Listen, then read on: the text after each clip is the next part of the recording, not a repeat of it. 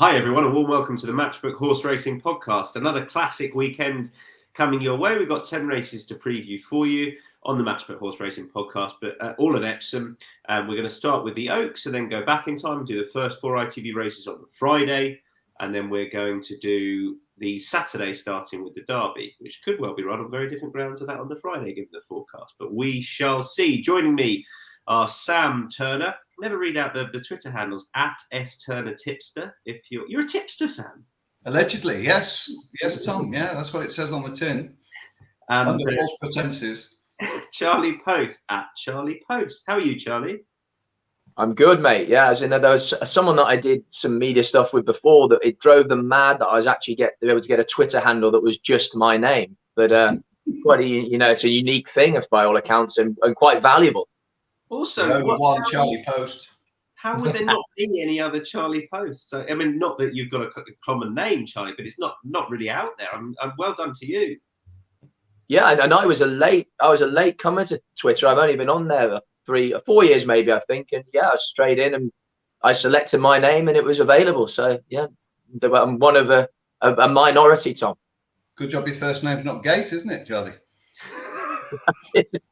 That would be quite outstanding, though, wouldn't it? Really, that would be brilliant. Yeah. Oh, good stuff. Right, we started strong. Yeah. When's the anthem coming on, Tom? Are we going to do that first? Yeah. So you can, if you're listening along at home, you can play your own national anthem. Our esteemed Irish producer wasn't keen for some reason. If you were there playing for the country, would you sing, Sam, or would you be this strong, silent type?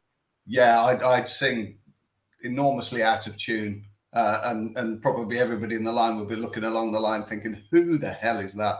So yeah, I'd be giving it a good blast out. I think, Charlie, you got to, haven't you? I'd be right there with you. Completely agree. Yeah, I'd be singing my heart out, terribly out of tune. You got to do that. I'd just be thankful I wasn't Sri Lankan, because that one goes on for about 15 minutes. True. We're going to talk horses, I promise. Oh, yeah, come on then. Yeah. It's Jubilee weekend, of course. I'm going to remind you that a recap of all our best bets and no national anthem chat will be found on insights.matchbook.com. That applies to all the sports as well that we're covering this weekend.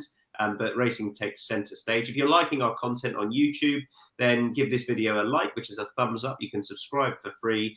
And if you're listening via your preferred podcast app, do give us a rating. That's up to 5 stars, and a review as well. The timestamps for each race on each day will be available in the description on YouTube and however you're listening to us via the podcast. So keep an eye out for that. Okay, here we go. First of 10, the Oaks.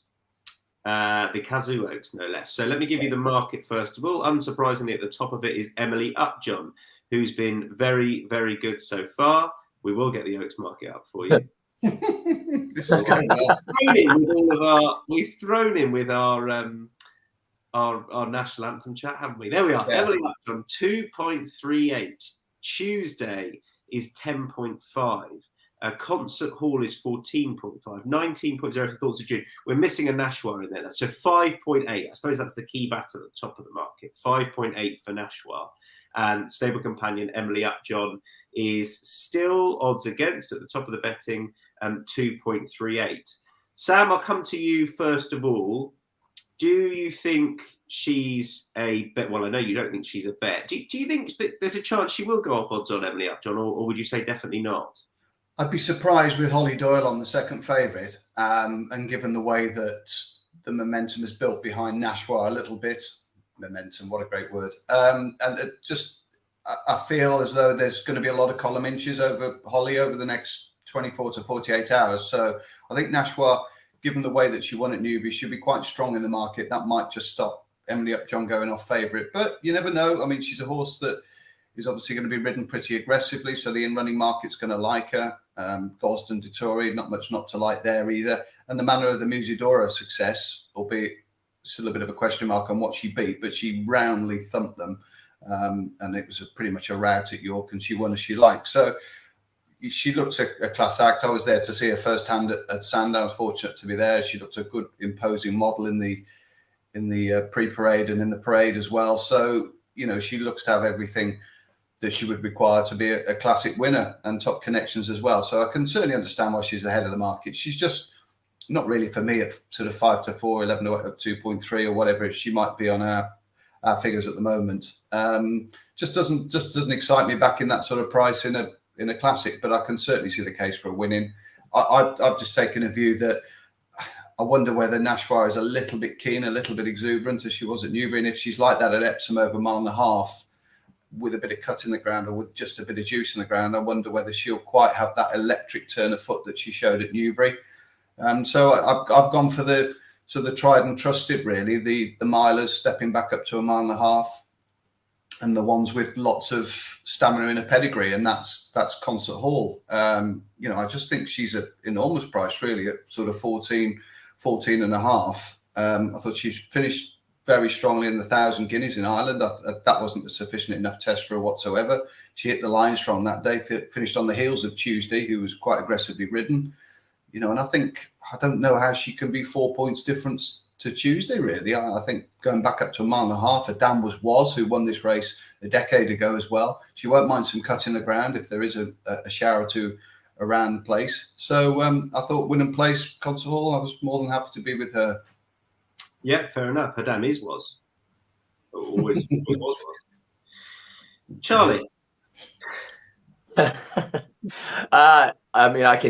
I definitely agree with Sam. I can see Concert Hall more than Tuesday. I thought Tuesday ended up having a very hard race in the Irish 1,000 guineas as well. Nashwa, I'd agree. I think there's slight stamina doubts, and I went over and over the race looking for value and couldn't really find any as such. So I just sided with Emily Upjohn. I think she got all the credentials. She's, I'd say, fairly guaranteed to appreciate the step up another 2 furlongs in trip. Gosden and O'Brien have won 9 of the last 10 runnings. I think from a riding perspective, she's fairly adaptable. And I think with a little bit of cover, she'll switch off wherever Frankie wants to ride her. And she just has the potential to be very, very good. And being a See the Stars as well, there's every reason to think that she's going to keep improving throughout her 3-year-old season, Tom. So highly unoriginal, but Emily Upjohn for me. And I agree with you being highly unoriginal. I think she is very, very fairly priced. Obviously, she's not. You're clutching at straws if you say she's value, but I can't argue with the price differential between Nashwa and Emily Upjohn. And if anything, I'd say it could be slightly bigger. Nashwa was very impressive when winning at Haydock and then at Newbury, and she is definitely bred to stay this far. But I take the point about how she races. That would be just a slight concern for me. She does race pretty freely. I think Tuesday is short enough based upon her run 12 days ago, over 0.5 mile shorter, although I know Connections did it a few years ago with Qualify coming on from the Irish Guineas. Concert Hall does not excite me with a similar sort of profile. Can't argue with the Moonlight, to be honest. Maybe she's a bit forgotten, having won 33 days ago for William Buick and Charlie Appleby. She'd probably be the one who I thought was arguably a bit of a value shout, but I'm not that interested to back her at whatever she is, 13.0. So I thought Emily Upjohn was a very fair bet. It's not a case of I'm not against her. I'm very much with her at that sort of price, and we'll have a good go at her at that sort of price as well. Anything to add about the Cazoo Oaks, gentlemen? Good. Love that. We'll kick on. 2 shouts for Emily Upjohn from Charlie and I, and Concert Hall win and place for Sam. Okay, we go back to the 2 o'clock then. And this is one of the open handicaps we've got on the card. We've got Commander Straker at 4.4, Legend of Xanadu 6.4, Keep Bidding 6.8. Ooh, shorter than I thought it was going to be. Estate 7.2, Silencer 8.2 as is self-praise, Blatant 8.8, and then we're into the bigger prices. Okay, Blatant first of all. Charlie, win and place, take it away. Yeah, I mean, a mixture in this race of 2-year-olds with plenty of experience and sort of ones that have had one start and are looking to sort of step up and come forward. I mean, I can see the argument massively for the favourite, Commander Striker. My feeling about this is it's a race that's often suited by prominent racers. I went back through all the recent run-ins of this, and sharp early speed is huge. Blatant seemed to appreciate massively the step up to 6 at Leicester the last day, and I thought won authoritatively in in a decent performance, and he's got plenty of experience, which again I never think is a bad thing in a race of this nature around the track like Epsom. I think his draw is okay. I don't see why he can't get a really good prominent sit from there. And I just thought from a win and place perspective, I'd really struggle to see him not being in the mix of this race. And maybe Commander Striker might be a little bit better than him, but like I say, with the option of 8.8 of a place saver, I thought he was a really good bet in this race. Yeah, Commander Striker heads the betting. I was actually trying to find where that name comes from, but I can't. It might be some US TV series. But I don't love the draw either out of 12. Sam, what are you working ground wise for Friday, and then maybe just suggest what you might think might be different on Saturday? I think it's probably going to go the way of good, isn't it? By Friday, I think we're going to get a couple of drying days. Good to soft good in places at the moment. I think it would be beautiful ground Friday, you would imagine. Saturday's the question mark day, isn't it? Because there's a band of rain coming up from the south, and I think we might get wet at Epsom, those of us attending. So that's going to throw Saturday into a little bit of a quandary, regarding Derby. They might even decide to come stand side. You never know, which would be pretty much a rarity for that race. But I think the ground could ease significantly because it just looks as though it's pretty lush. And we won't mind it easing a little bit, will we? Because at least they might not be slipping on Tatman Corner, and we might finish the meeting. I think we could have a soft ground Derby because we know that there is so much pressure on Andrew Cooper to hold sort of, nothing quicker than good ground on a Friday, because the rain isn't guaranteed for Saturday, and the fear of a quick ground Derby for some reason is dead. They have to be against that, and there is a palpable fear that it could happen. So, and if the rain comes, that's sort of how I was working for Saturday. Anyway, we digress a little bit, but I think good ground Friday. Who do you like, Sam? Well, I don't like anything is the answer, but the selection I'm going to put in the paper is Commander Straker, just because I was quite impressed with his tenacity at Bath last time and seeing off his state. I think that race produced a really good speed figure for the track and the grade. So I'm just going to stay loyal to that. But I thought it was a really difficult race. I'm surprised, given he's drawn 12, that he's actually sort of 4.5 in the market here. I thought he might be a bit bigger, and I wonder whether he might go a little bit bigger, because obviously it's a short run down into that first bend over 6 at Epsom, and unless you're out quickly, your game could be over. So I do like the combination of Ross Aran and Dave Loughnane. Certainly with the 2-year-olds this year, they've done brilliantly well. Most of them in the lilac colours of Ammo Racing, but obviously these connections have done really well as well, Dave Lowe. So hopefully Commander Straker will run well, but it's not with any great confidence I'm putting him up. Would you wait to back him, Sam, given that you think he might drift? I don't think I'd be rushing to take 4.5. Stuck out in 12. I do like the fact, like Charlie said, that he's had plenty of experience. I like horses in this race that have had 3-4 runs, because it'd be like nothing they've ever seen before, pretty much. So and the fact he's handled Bath quite well, that was another little positive as well for his chance. Okay, I realise I said this is the first of the handicaps. Utter toss. Apologies. It's the Woodcote. You've got top weight, I think, Commander Straker.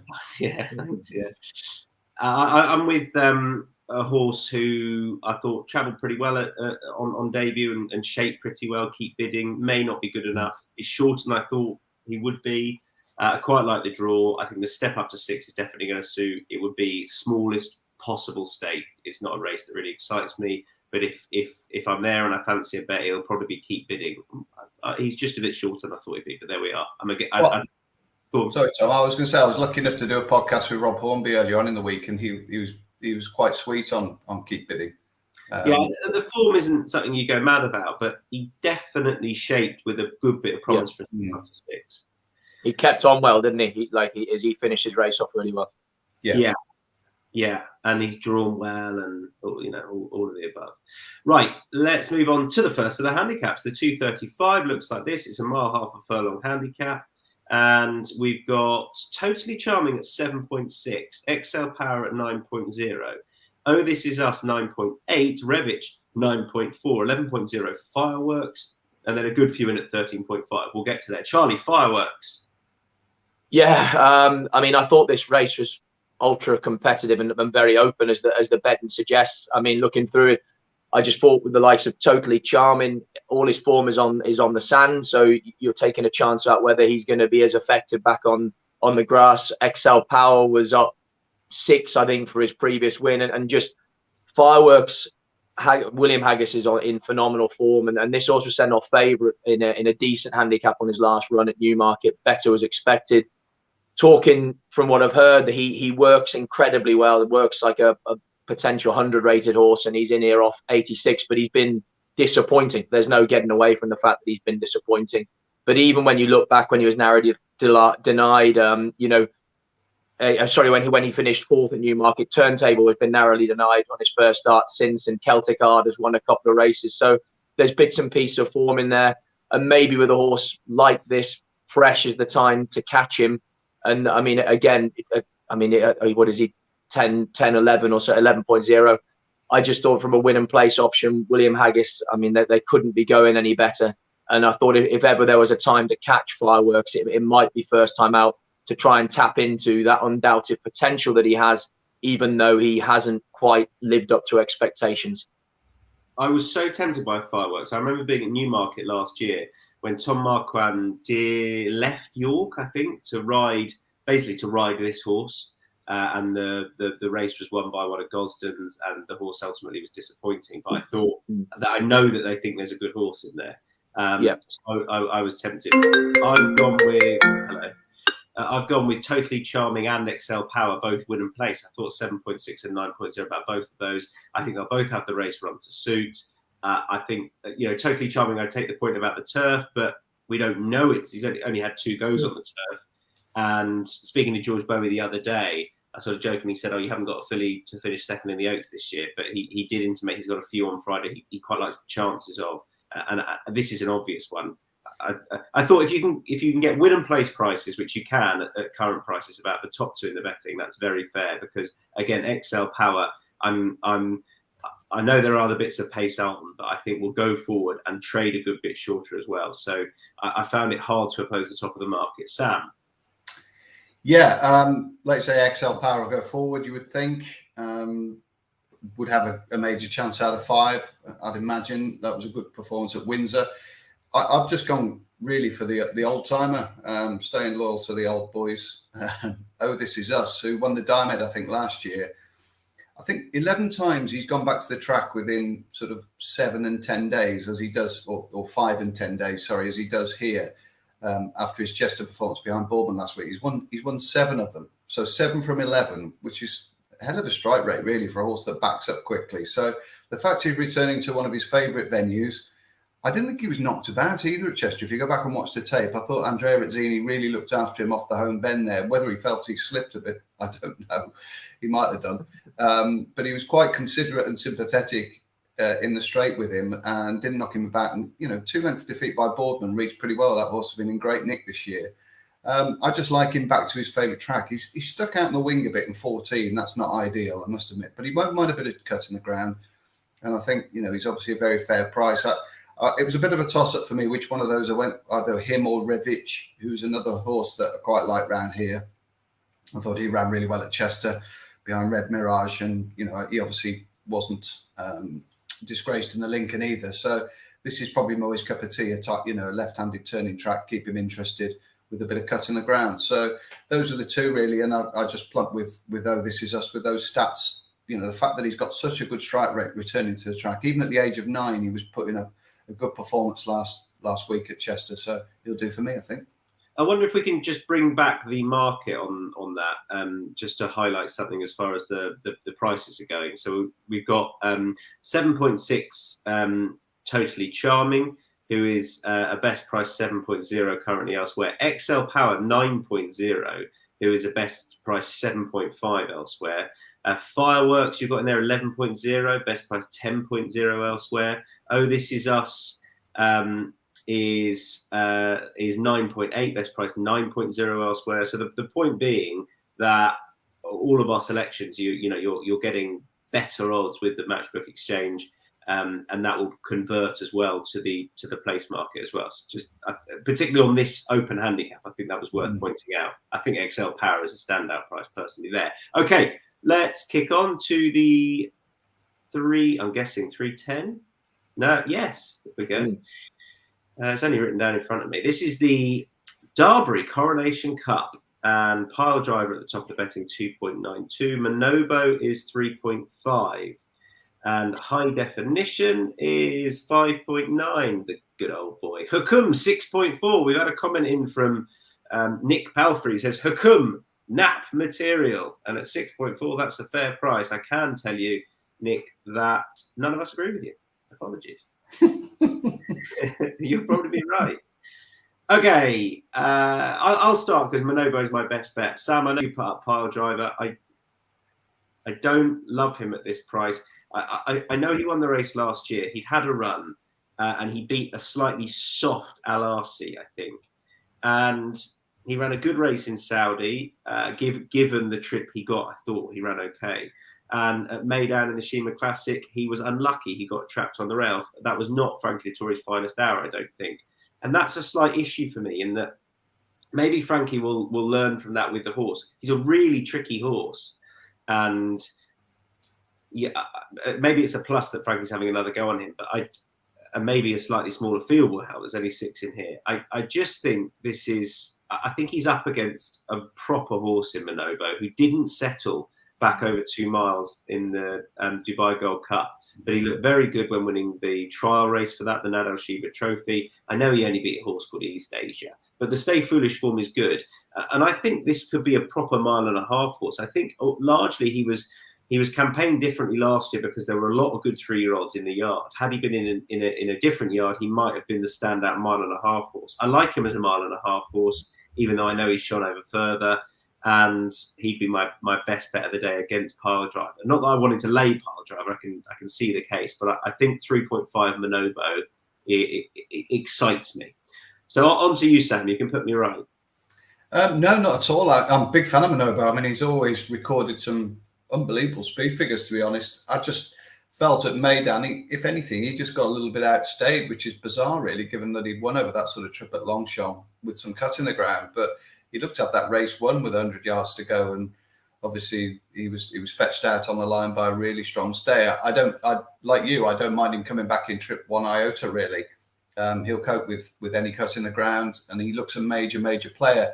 I was just stood next to William Muir in Dubai, and to say he was frustrated after that Shima Classic was probably the gross understatement of the year.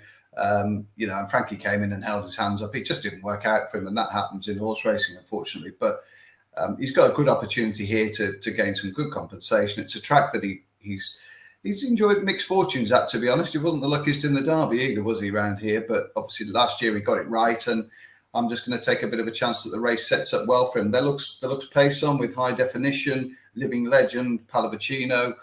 All 3 like to sort of get on with it. I wouldn't have thought Manobo would be too far away with his confirmed stamina. So hopefully Frankie can get a nice clean run through and deliver him late on. And Charlie, who do you like? I mean, this isn't like a strong fancy from my point of view. I just thought there were question marks about a lot of these pile driver, as you boys have alluded to. Manobo, again, I agree with the drop back in trip, but he's got to prove effective back in trip. There every chance he might do. High Definition, I thought, had an incredibly hard race in the Tattersalls Gold Cup. I mean, he'll need to be very, very tough to back up from that race, and he was unlucky. I thought Ryan Moore was brilliant on him, but like I say, he had a hard time of it. Hukum, I thought, had to prove he's completely up to this grade, and so I just thought Living Legend was a speculative sort of fancy for me, as in I think he's very uncomplicated. He's a 6-year-old. He's typical of Mark Johnson's. He's tough and hardy.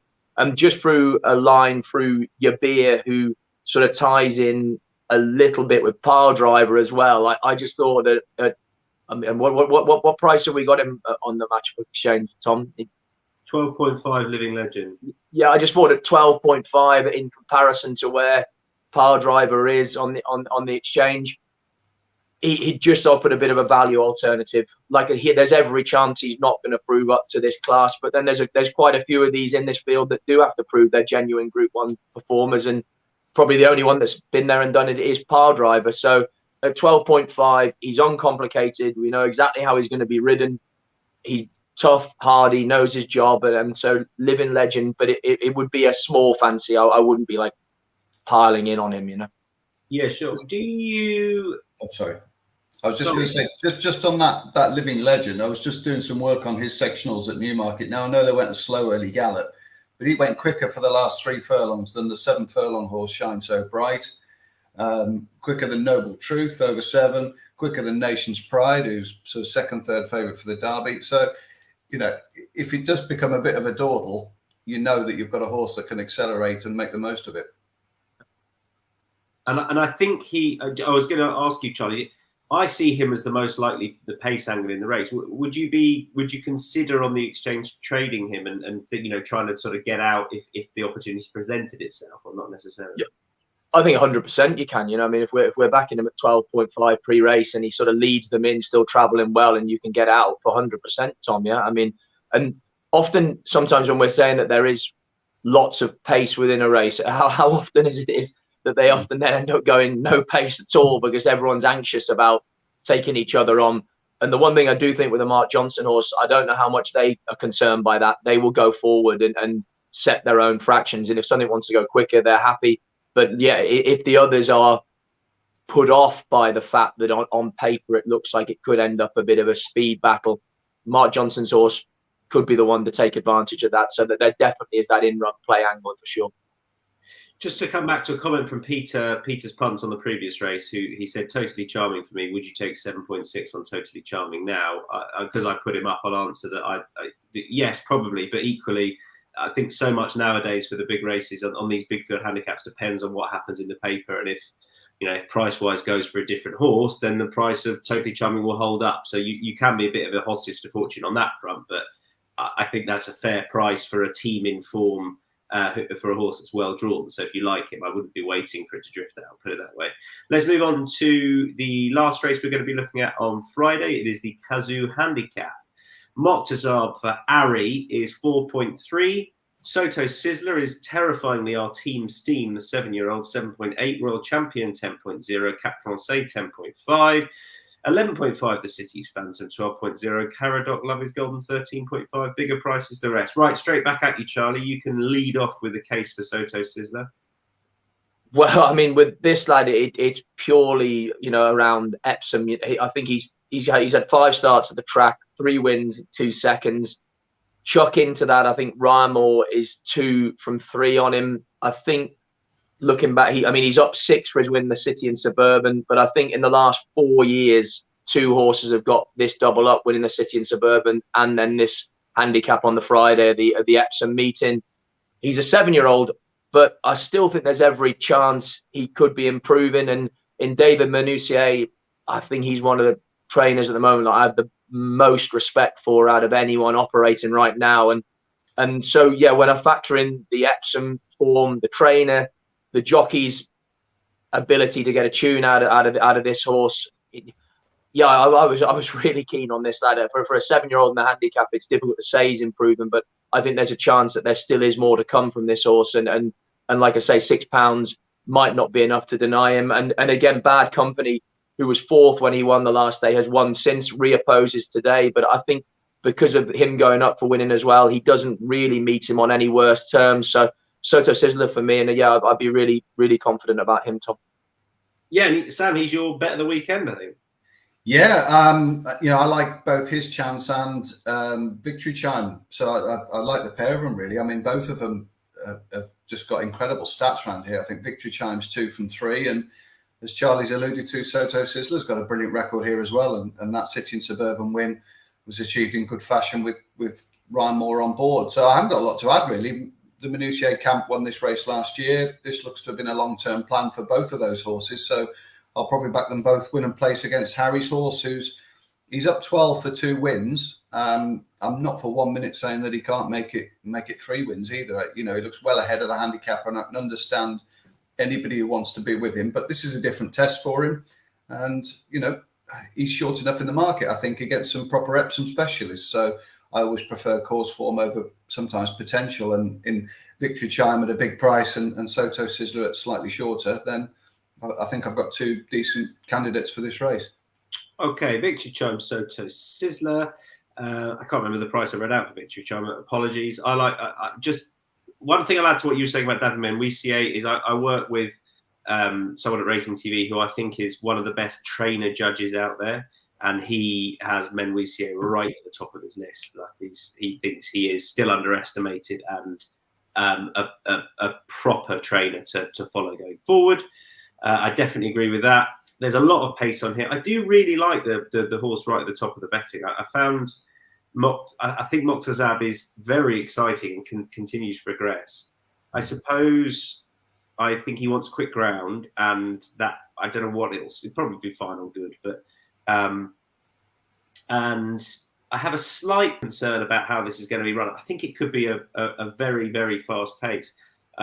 Normally on the first day at Epsom, when it's hot and sunny, I think you tend to want to be up there. I remember being at the Oaks when Togruta won, and basically everything that day had to be up with the pace, and it was a bright, hot, sunny day. I got very pissed and very sunburned, but that was one thing I remember.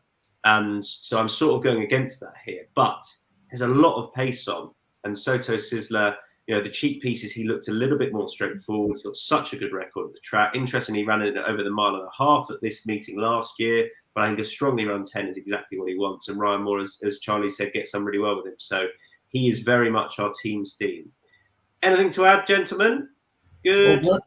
Good. Right. Let me tell you about the sign-up offer, first of all. So it's a £30 welcome offer. It's our ongoing offer. Money back as a free bet if your first bet loses. It is for new customers only. You need to use the bonus code INSIGHTS30, INSIGHTS30. If you place your first bet and it loses, Matchbook will refund your stake as a free bet. That is up to £30. The full terms and conditions are on the Matchbook website, 18+. BeGambleAware. We've already highlighted that you're very likely to get best odds with the Matchbook exchange anyway, compared to industry prices, given the nature of the exchange. So if you haven't got an account, it's worth your while opening one up and having a bet up to £30. If it loses, you'll get your stake refunded as a free bet. Okay, let's move to the Cazoo Derby. So I'll give you the prices for this first of all. We know the horse bang at the top of the betting is Desert Crown. This has been run in memory of Lester Piggott, of course. Desert Crown is a bet. It's priced 3.0. Fair. Stone Age 5.0. Nation's Pride is 8.5. Changing of the Guard is 9.0. 10.5. Pisba Deal, Star of India. Bigger price 17.0. Walker Stars 19.0. Westover 23.0. I kept those in for a good reason. Sam, I'm interested in your two shouts first of all. Right, here we go. I've changed my mind about 15 times this week. First of all, I think it's a really good race. I don't sort of subscribe to the view that, and I'll probably be proved wrong come 5 o'clock, but that a lot of the Ballydoyle horses are average. I think they're all pretty useful in their own right. I think they're different types of model, certainly. The one that I probably wasn't that bowled over with was Stone Age, really, and he's sort of taken out 20% of the market. I thought he did what he had to do at Leopardstown, and I thought it was a perfectly good performance, but the raptures for him afterwards I found a little baffling, to be honest. Of the Ballydoyle horses, the one that I like is Star of India. I thought if the rains do come, he'll be well suited by that. I thought he coped very well with the ground at Chester. Quite what he beat in the D Stakes is open to question, admittedly, but I just liked the way that he galloped out to the line, and I thought Epsom would really suit him. I liked his head carriage. I liked the way he went through the race. So I think at the bigger prices, I'll definitely be backing him winning place, and I know Charlie's sweet on him, so I won't take up all his column inches there. And with the rain coming, a proven ability to handle some cut in the ground is a little bit on short supply here. I was very, very sweet on Nation's Pride, be a very appropriate winner Platinum Jubilee weekend, of course. But I'm just a little bit concerned that he's never really shown great form on genuine soft ground. Okay, he ran really well at Yarmouth, first time up with a bit of cut in the ground. The going allowance suggested he wasn't that bad that day. But just the favourite's ability to handle soft ground, the way that he moved through the terrain at Nottingham, Desert Crown, I don't think there'll be any queries for him on Saturday. I think he's fair enough drawn. I didn't want him in stall 1. Obviously, Royal Patronage has got that berth, and Westover in 2. He's going to perhaps struggle a little bit because those low draws are a little bit of a death knell in a big field over 1.5 miles at Epsom, which is a shame for Westover, because I think if the rain does come, I think he's got a right good frame chance. But Desert Crown obviously moved very well through that soft ground at Nottingham over the mile, and then everybody saw what he did in the Dante. Now, the Dante might not be a great race, but the speed figure certainly was. Really, really good speed figure on the figures. Stands up well to anything in this field, perhaps other than Nation's Pride. So it's very unoriginal selection, but there's going to be more to come from him. He wouldn't have been wound up for York. You know, I think 2-1 is fair for a horse that looks to have immense amount of ability, travels very well, stays strongly, we think. You know, and the fact that he's managed to win over an extended mile at Nottingham as a 2-year-old suggests that 1.5 miles around Epsom should be fine for him. So, yeah, he's the one for me, Desert Crown. And for those who prefer something at a bigger price, Star of India, win and place. I think the point about, or just to expand on the fact that, you know, you say that this is a Dante winner, and yet we've got more entries in this than we have for the Musadora winner, who's coming out into the Oaks, more declarations. It looks like a deeper field, but if you like the favourite, Sam, surely you've got to be really positive about his price now, because you know we've got a good few runners in here, and yet if you're positive about the horse that heads the betting, it's not as if there's a superstar up against him. I can see the point that he's a very fair price, is what I'm getting at. Yeah, I think there's 1 or 2 that could sort of not leap out the ground. I think Piss Badil is potentially a really nice horse, and I thought I liked the way that he went through that Leopardstown race and was like hitting the line very strongly. So with Frankie on, I could certainly see the case for him at a big price. You know, and there's 1 or 2 others that you know could outrun their odds. I think if Royal Patronage hadn't been drawn 1, for instance, I thought he could be certainly an interesting bet at sort of 34 win and place, with the fact that he's already got an Epsom win on his dance card. So the 1 boxer's probably going to stop me betting him in that respect. So yeah, I'm happy with the 2 I've done. They're both done good numbers. Nation's Pride will be my bogey. The only reason I've gone off him was probably because of the forecast rain, and I don't quite know how he's going to handle it. Whereas I know Desert Crown's probably going to excel on it. Imagine if Stall 1 won it 2 years running after adding. I know, absolutely, yeah. Charlie, go on. You can expand on the horse that Sam mentioned there, then Star of India. Yeah, it's an interesting one, like Sam said, about people saying that they're all kind of moderate Aidan O'Brien's trial winners, but I think I don't buy into that. I think what maybe there is they all seem to be horses that have a good mindset, an uncomplicated manner, and they just seem to gallop. And maybe if you're being critical, they lack a little bit of X factor, if that makes sense, and there's not really a vibe that one is a long way clear of all the others, which maybe sometimes happens.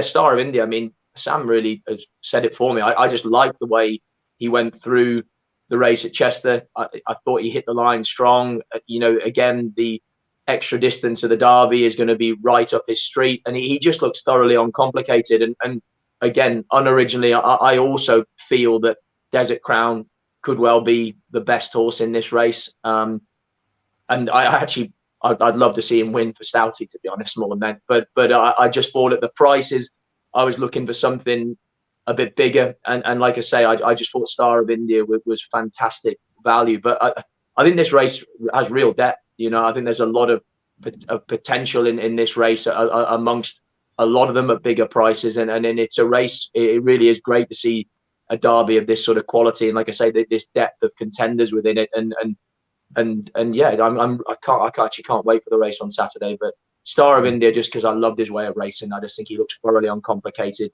a typical Galileo in that way. And again, it's a proven formula. Ryan Moore doesn't always get on the right one for the Derby, does he? You know, it's a proven formula. I remember the year that Horig Beggy won it. I can't remember the name of the horse, and I was doing Wings of Eagles. Wings of Eagles. That was it. Yeah. I didn't. It was a big field. I remember saying to people, just back the Aidan O'Brien outsider. Although it wasn't a Galileo, of course, it was he was a Pour Moi. But a big price Galileo or a big price Aidan O'Brien, you know, it's not always the right one he gets on. So I think that's definitely an angle into it.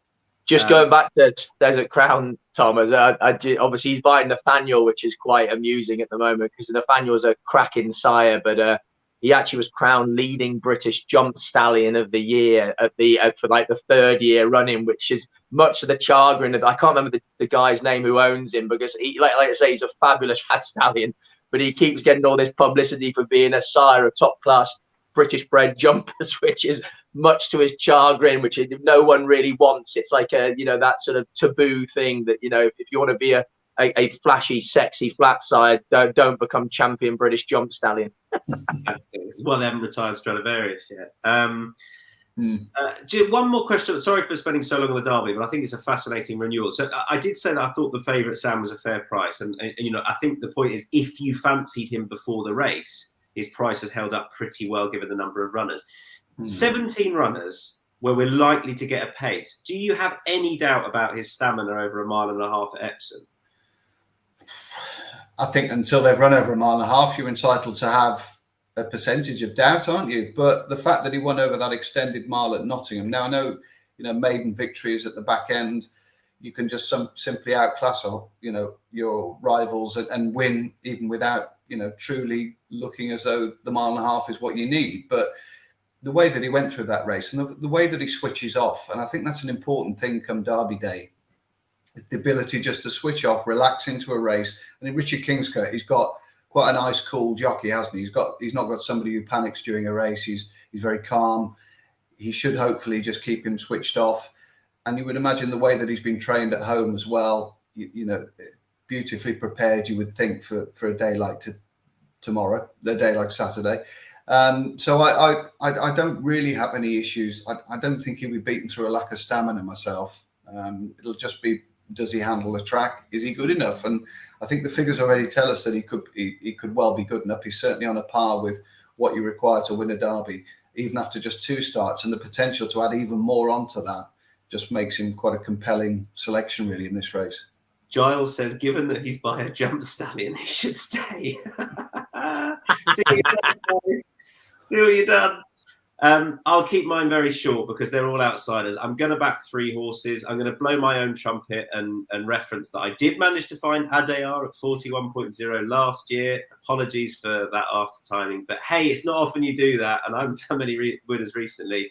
But I just underestimated horses. I think Walk of Stars, who's following that similar route, being beaten in the Lingfield Derby trial, is a bit underestimated. I know that, I don't know whether Dubai has produced a not yet. No, he hasn't produced a Derby winner. And two Coronation Cup winners, but no Derby or Oaks on his resume yet. Yeah. And that's the point, is that I think it's not a stamina issue. It can just be, I remember Charlie Appleby saying he was worried about his Dubai colt, who did eventually win the Guineas, but just getting them ready this early in the season to win their classics. I think that's the issue, because they do tend to really come into their own with time. Anyway, Walker Stars, I think, is overpriced at 19.0. And if the rain comes, he'll be fine. Another W is Westover. Hate that he's drawn 2. Was really impressed with his debut at Sandown when I saw him there. He looks much more straightforward than his full brother. And I was impressed with what he did at Sandown. I don't think he'll be beaten through stamina. Wish he wasn't drawn 2. And West Wind Blows at 34.0 should definitely stay. I'm going for the angle here that I want horses that I think will stay, that should be all right on the ground, that look a big price, and I back them all win and place. And if they go hard and something flies down the outside, it could be a West Wind Blows. The Yard are in very good form. He's a latecomer to the racing party. Made his debut just before the turn of the year, but horses like that have done all right in the past. He's having just his 3rd start, but that's like the favourite. So they're all big prices. They're all small stakes, win and place, just because I can't quite get behind the favourite. That's the end. Are we done on the Derby, gentlemen? So you've just literally picked everything that begins with a W then, have you? That's exactly what I've done. Okay. Yeah. There's nothing else, is there? Always stands. But it stands for something anyway, the W, doesn't it? Yeah, winner. Yeah. Right. Let's move on to, we're going to go back to the opening race. We'll fly through these. The 2 o'clock at Epsom on Saturday is the Cazoo Handicap over 1.2 miles. Blue Trail heads the betting, who is 6.0, 7.0 for Mr. Big Stuff. Warhorse is 9.0, double figure prices, the rest of them. Okay, Sam, I agree with you. Take it away. Mr. Big Stuff, named after you. And just trying to have a bob each way, really, on the weather forecast. You know, a horse that handles good ground, as we saw in the London Cup at Newbury, which I think is a good race. It traditionally has been a very good race. It threw at Bay Bridge, didn't it? Not so long ago. And the fact that he handled soft ground at Nottingham, or good to soft ground, when Al Kareem beat him, who's an upwardly mobile 3-year-old. Just trying to cover both bases, really. If we do get the showers before racing, you've got a horse there that at least operates with a bit of cut in the ground. And the other one, if it got really soft, approachability. You know, you round up the season at Pontefract in that listed race over a mile. The horse that finished just in front of him was Westover, who's, you know, obviously a good thing for the Derby, according to you, Tom. So, one of 3 horses that are good things for the Derby. So, yeah, I think I would probably just have a little bit on him and the fact that where's he drawn? Approachability. Is he drawn 6? Yeah, I think that's reasonable. Yeah. Just be interesting if it does get proper soft, whether they do just explore the stand side rail. And if that's the case, moving forward in the day, the wide draws might not be quite so poor as we think they are, as you know, on good ground now. I completely agree with both horses. I'll do exactly that. Approachability on a likely pace angle. The ground will be absolutely fine. And I'll probably be all over Warhorse here. It's the only W in the race. Yeah, it should be, shouldn't I? And Mr. Big Stuff, I think that form last time, the London Gold Cup form, I think is very good. He does stay this far, and I'm dead against Blue Trail, who I think is a really tricky horse to win with. I know he shaped well last time, but he was nowhere near as good value for the runners as One Ease, who I thought ran a mighty race. Mm-hmm. Interestingly, he's in the John Smith's Cup, which I think will really suit. He's a horse to keep an eye out for. I'm dead against the horse at the top of the betting. I think Mr. Big Stuff should be favourite. Charlie. A guy got come down with box to box. Hugo Palmer, I think, is doing pretty well from the new base, and this horse started the season off well with well, he only won a length at Salisbury, but I thought the further they went, he was well on top of the line. He's a bit of form last year at Nottingham on some slow ground as well, finished 3rd there, and he's got the services of Harry Davis, who I think is a real potential top notcher, you know, as in, and I might be reading way too much into this, but I just noticed that he rode Knowlton Cross on his last start at Sandown when he was a little bit unlucky, and yet he switches from Knowlton Cross to ride box to box in this race. Now there might be nothing in that, but I might be reading way too much into it. But I just thought it was interesting that Hugo Palmer has taken him to ride this horse rather than the other horse, who you'd have thought £5 off his back would have been no disadvantage to Knowlton Cross either. So yeah, and then box to box has a lovely lightweight. He's drawn in 2, which is fine. And so yeah, just a small win and place option for me with him. Okay, let's move on to the 235. It's the Princess Elizabeth Stakes. Could better get her name right this weekend. Bashrakova is 4.0. 4.5 Potapova, Mrs. Fitzherbert 7.0, Roman Mist 8.0. Bigger prices. The rest, Sam, terrifyingly, we agree again. I think Bashrakova is well, on the ground, first of all, I think she wants a bit of ease in the ground. I was impressed with the run where she beat Madame Sancy. The race at Doncaster, I suppose on the face of it, she was a bit disappointing, but maybe she didn't see it out. And then I thought, she's quite a big filly. On her reappearance, maybe she needed the run. And I don't think Goodwood on quick ground was her bag at all. And she was nearly my best bet of the weekend. I thought she was a fair play at 4.0, Sam.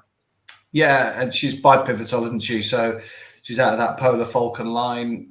Bit of dig in the ground, absolutely ideal for her. And if the rains came, I mean, just see my earlier workings, really. I mean, that's the reason I've sort of sided with her, that she'll cope if the rains do come. And I'd just be with her. She's just the preference for me of the Cheveley Park horses. Okay, you're going the other way, Charlie. Sorry, Sam and I are going to get a room at some point, I promise. Yeah, well, it's a proper loving, but that's fine, As in, I've been Bashrakova. I mean, I suppose, the soft ground might be a big difference. I mean, I thought Mrs. Fitzherbert at Goodwood was a deserved winner. I thought Haggis's horse got the run of the race there, and Hughie Morrison's filly did well to pick her up, but the ground might change everything. I mean, as against my feeling that Potapova, I thought was unlucky at Kempton, and I thought Roman Miss got first run, and I think with another sort of stride or two, she'd have got back up and beat her. And I mean, the ground isn't imponderable. I mean, she disappointed on heavy ground at Ascot last year, so maybe that is a concern. But she hasn't had a load of goes on it to prove that she doesn't handle it. And I just felt that maybe she had the greater scope, and I thought the longer straight here would really suit her as well. If she ends up slotted in, it'll give Ryan plenty of time to get her out and get her rolling. Okay, two shouts for the Cheveley Park fillies for that 235. Bastrakova at 4.0, Potapova 4.5.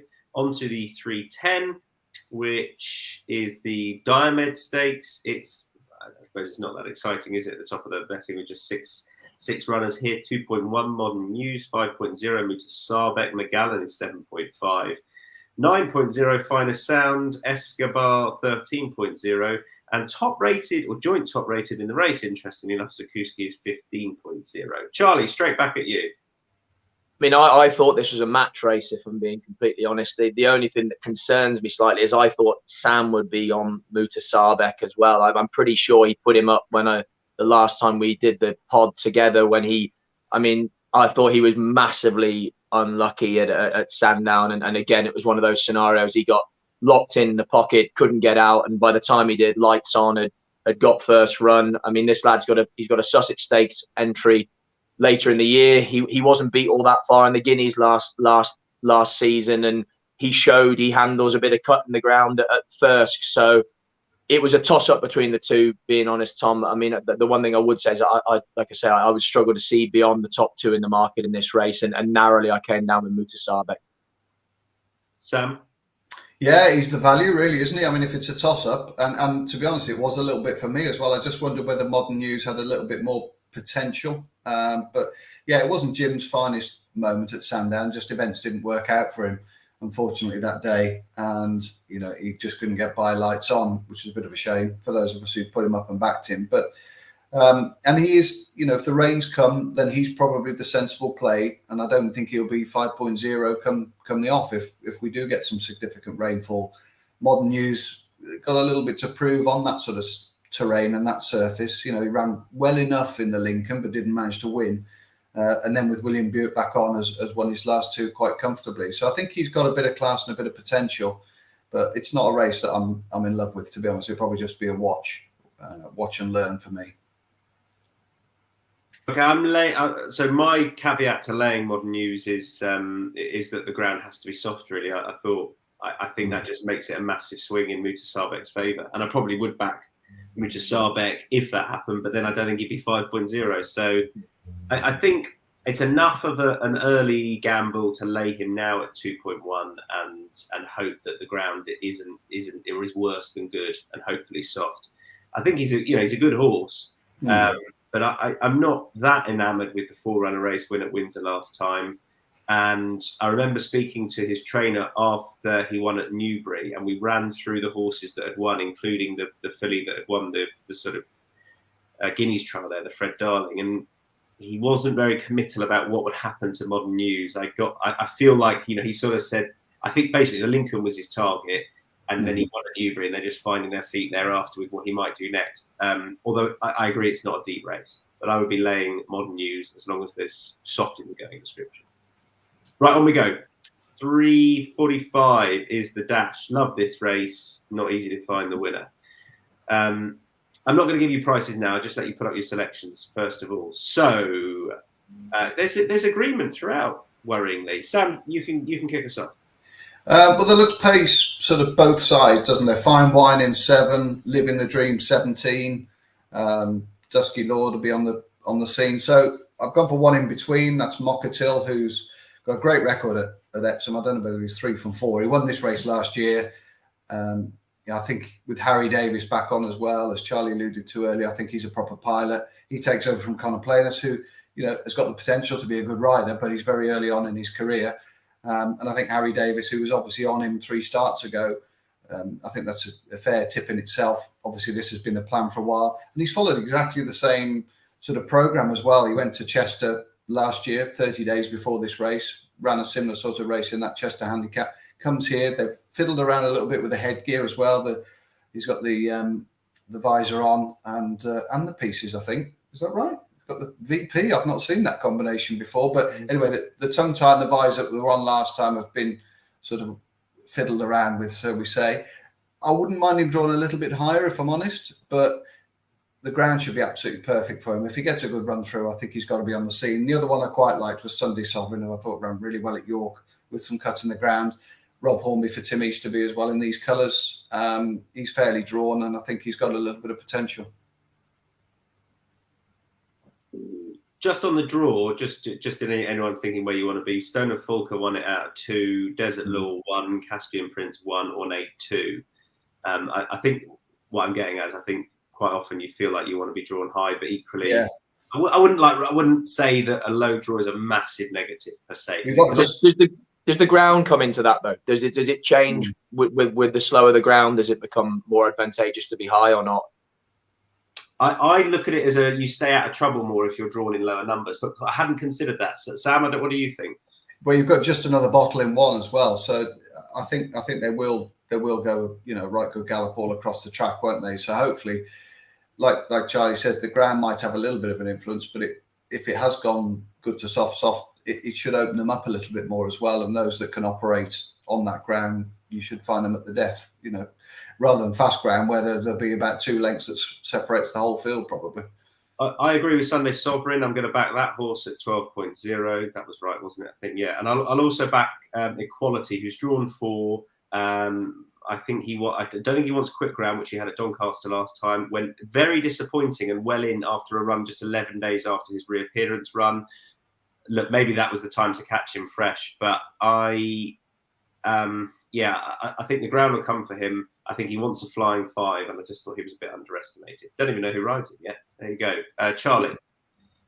Charlie, before you give your, have you ever seen VP before? With the horses? No, and I mean, we're presuming it means visor and cheap pieces. Maybe it's something that we've never ever heard of before. But yeah, Vice interesting. President. Sorry, Vice President. Yeah, well, he will be Vice President of the Epsom Sprint Brigade if he manages to win this for the second year round. He'd probably be president, I would think. Caspian Prince is president, surely, no? Yeah, good shout. Yeah, good shout. Go on, Charlie. I'm Mockatil for me. For like I say, Sam's completely correct. He's 3 from 4 at the track. Harry Davis has won him before. He takes the 5 off. I don't think the slowing of the ground will really matter to him. He loves a strong pace to aim at, and with fine wine and just another bottle are drawn around him, that's pretty guaranteed. And yeah, I as Sam said, I just think he's rock solid in a race that's very, very difficult to pick winners in to be there or thereabouts. And if his price is such that allows you the place option, which it does, I think he's a decent selection for that reason. All right, best lays then. Best lays. Incidentally, if you're looking back for our Oaks or Derby previews, they come at the start of each day. The timestamps will be in the description of however you're watching or listening. My best lay, as I've said, is Modern News at 2.1 or shorter as long as the ground is soft. That is in the 310 at Diomed Stakes on Saturday. Sam, your best lay. Yeah, it's Mock to Sab, not because I don't like the horse particularly, but just because I think that, he's going around a different track. He's up 12 for 2 wins. He's been well backed on both of those starts as well. So they clearly feel he's against, he's ahead of the handicapper. But I've got to lay something over the weekend. It's a competitive handicap and he's taking on loads of Epsom horses. So just in the possibility that he might finish out the frame at 2.0 or shorter, I'll be laying Mock to Sid Place. Charlotte. Well, worryingly, you said to me you spoke to George Bowie and he thought he had a number of strong chances on Friday. And I presume Oscula would be one of those. She had a fantastic campaign last year as a juvenile that granted in good company, but tapered off towards the end. Then a trip to Saudi on the dirt, which didn't end well. And I just thought if she ended up 2.0 or shorter, there were a couple in here in Dawn of Liberation who won cozily at Goodwood on his last start, and Ever Given, who was impressive around Chester again on his penultimate start against her. And just on the angle that maybe she hasn't trained on. And like I say, she had a very, very busy juvenile campaign. And like Sam said, we've got to put a lay up and we've got to lay something over the weekend. And so for me, it was a tentative one rather than a strong one, just on those factors. A long trip to Saudi this side of Christmas and the fact that she had a very busy juvenile season. But this is a drop in class, hence why she's going to be as short as she is. So she's around about 2.7 at the moment. So she'd have to so take note of the fact that Charlie's saying if she shortens up, that's the price point 2.0 for her. Yeah. Okay, best bets then. Sam, your best bet for the Cazoo Derby Festival? I think it's Soto Sizzler, John. I think Tom. My best bet of the Cazoo Oaks and Derby Festival is Soto Sizzler. The horse has got loads of good form around the track. Won't mind if there's a bit of cut in the ground. Ryan Moore riding for David Minucier, who produced the winner last year in blue cap. He's not handicapped to win this by 5 or 10 lengths. We know how good he is and what he is, but he does act on the track particularly well. He looks to have conditions to suit him, and he just gets the nod for me. Thanks, Steve. Charlie, your best bet?